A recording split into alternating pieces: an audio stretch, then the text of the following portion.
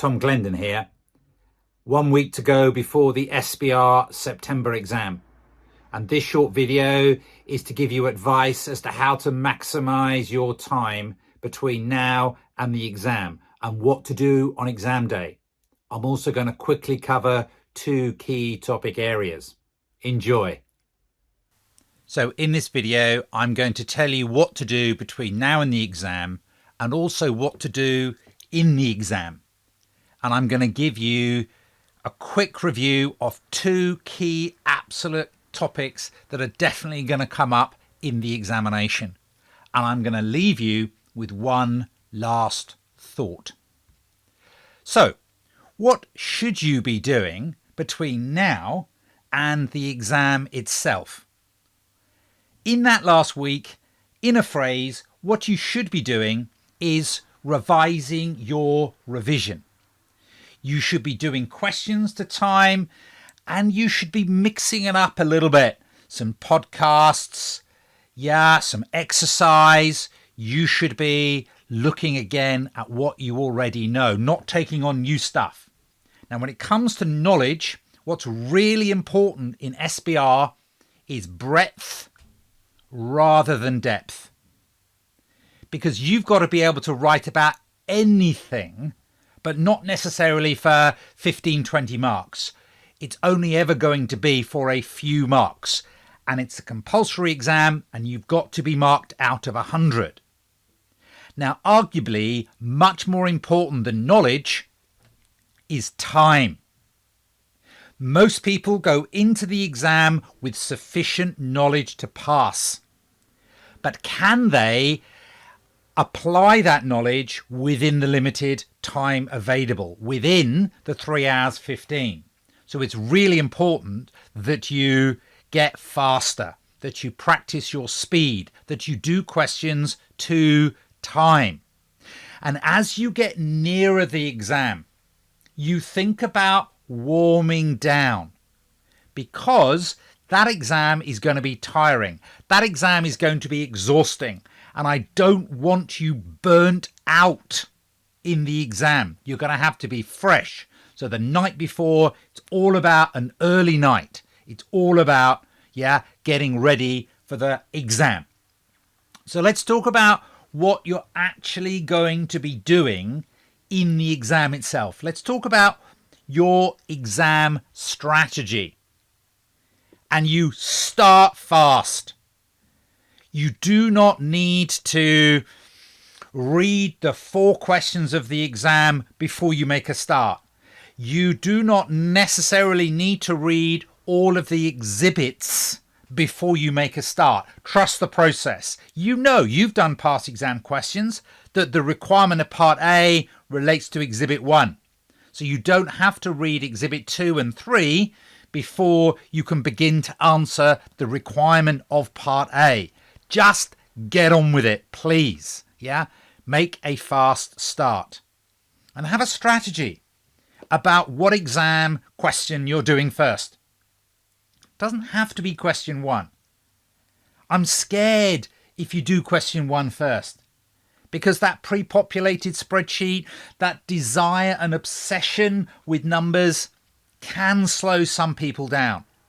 Make sure you think about which question you do first, because I want you to do a strong question first. I want you to feel confident that after 45 minutes, you've passed that first question, your nerves are settled, and then you can move on. All right? That pre-populated spreadsheet, the numbers are going to be there. You're going to have to cope with it. Deal with the words first.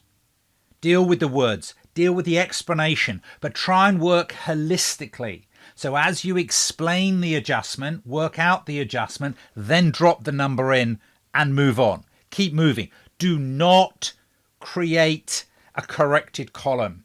Do not create a revised balance sheet or P&L or cash flow. There are no marks for that column H.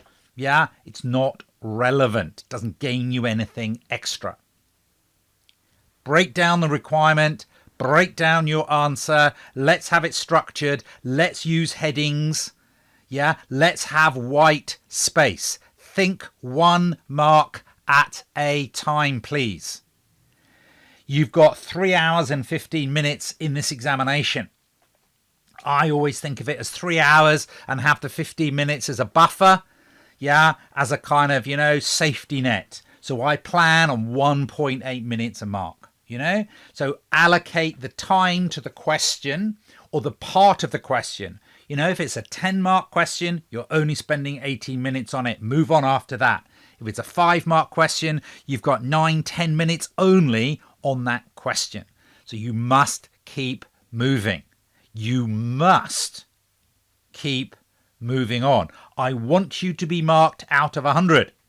That way you can pass this examination. But if you only do 75, 80 marks, it's impossible, all right, to get the 50 that you need. Keep it simple. State the obvious.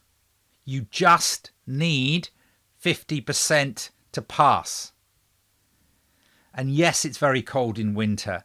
And yes, there's going to be something really tricky and odd and weird and outside your comfort zone in the exam. Write something down, guess, use your basic principles. Don't get bogged down in it. Move on. Move on. Because you need this. You need 50% to pass. You do not need 100% to pass. So, yeah, perfection is overrated. You've got to get through this exam. You've got a limited amount of time in which to do so. You can do this. Yeah, you can't get 100%, but you can get 50%. I know. I have been round the block. And some of you may recognize some of my wonderful colleagues that I've had the joy of working with in the past and in the present. But I would like to leave you with a topic. I would like to give you a little bit of technical input on something that groups always comes up. And there's a little aspect of groups that I quite like, which is control to control. And this is where you have a subsidiary, and I'm taking here an 80% sub, and either you buy out the NCI so that you have a sub and then you have a 100% sub, or you sell to the NCI, but you still retain control, because if you've got 60%, you've still got control. So this is the situation that we're talking about. And in explaining this situation, the theory is very repetitive. The theory is very important. All right. So in this situation, it's a control to control transaction, and NCI is either going down or it's going up. Now, there is no change in control. It was a sub, so it's still a sub. So goodwill remains the same figure. You calculate goodwill when you get control. All right. Not when there's a control to control transaction.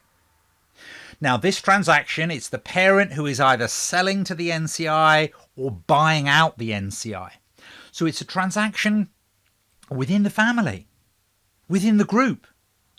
So we must not talk about a profit or loss arising, because in the group context, yeah, it's an internal transaction. That is the justification as to why there is no profit or loss, because it's a transaction between equity within the group. But you will get a difference, because the cash that you pay to buy them out will either be bigger or smaller than the non-controlling interest that is disappearing. And the proceeds you get coming in will either be bigger or smaller than the slice of the business that you're selling. So there is that difference. Now, that difference goes directly to equity. Group accounts comes up with explanations. You have to explain what you're doing. The numbers are always different, but the principles and the explanations are the same. If it's a group P&L and someone has put this difference in OCI, make sure you take it out of that pre-populated spreadsheet.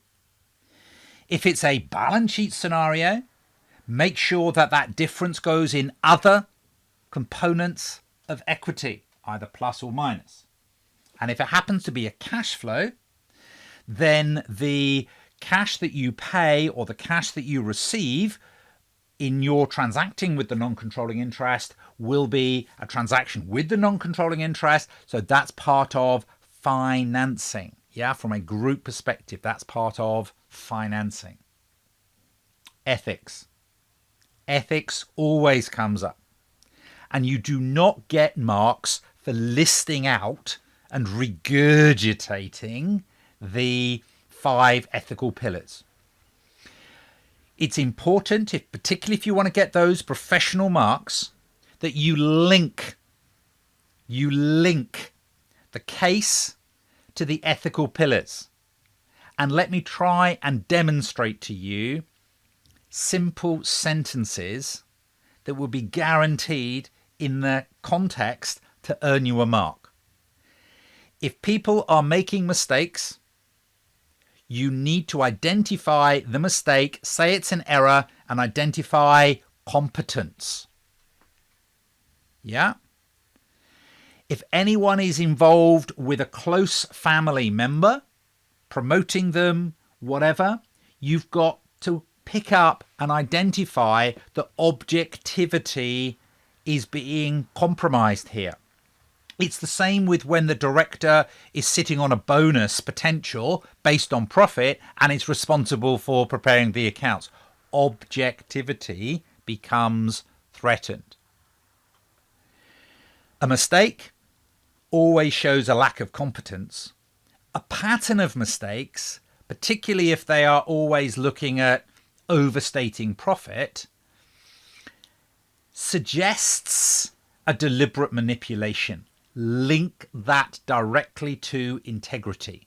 Link that directly to integrity. It's simply dishonest. Unprofessional behavior is a good catch-all. Anybody who is swearing, anybody who is bullying, anybody who is bribing, yeah, anybody who is offering pay rises, yeah, for turning a blind eye, yeah, for manipulating the accounts, that is unprofessional behavior. It must be called out. IT is all over the place, and our customer data must be protected. We have a duty, we have a responsibility as ethical accountants not to disclose our customers' database, their email address, their contact information. So any breach of confidentiality, yeah, is a serious matter. And so it's important as accountants we understand that controls have to be put in place. Link the case back to the ethical principles. And even if you're not asked, come up with an action point. When you go to the doctor, you don't just want a diagnosis, you want some medicine, you want an operation, you want to be told what to do, you want some action. So even if you are not specifically asked, give advice. Leave it at the end. Do a little subheading. Always encourage people to talk. Resignation is a last resort. Make sure that you relate what you say to the specifics of the question. Read the requirement. Who are you advising? Whose shoes are you wearing? Yeah, make sure you answer the question that is being set. One last thought. This man, Viv Richards, what a man. He was once asked by a journalist a rather disrespectful question about whether he thought he was a lucky batsman. And he said, the more I practice, the luckier I get. Please make your own luck. Yeah, make your own luck. Believe in you. Believe in yourself. Be you. Your answers are going to be expert marked. They're not going to be, your answer you produce is not going to look anything like the examiner's answer, but the marker knows that. The marker knows that. Be friends with the marker. Lay it out neatly. You can do this. Have a positive frame of mind. There's no point going into the exam thinking you're going to fail. Yeah, you can do this. And keep going the whole time. God bless him. Johnny Wilkinson won us the Rugby World Cup right at the death. You keep going for the full 3 hours and 15 minutes. Don't waste a second of time. Time is precious. Everybody starts the exam, with no marks. You've got to go and earn those marks. So look, good luck in this examination. Good luck. Don't rely on it. Make your own luck. Thank you very much for listening. My name's Tom Clendon, and I help students pass their SBR exam.